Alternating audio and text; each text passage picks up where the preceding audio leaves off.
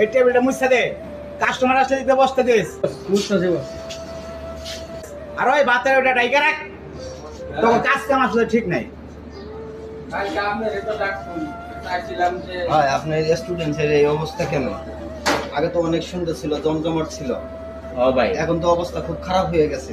ঠিক বলছেন ভাই। কেন ভাই? এক সময় আমার এই রেস্টুরেন্ট অনেক নামি দামি ছিল, অনেক ভালো ছিল।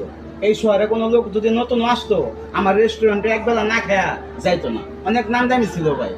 আসলে কথায় আছে না, লুবে পাপ পাপে মৃত্যু, সে অবস্থা হয়েছে আমার ভাই।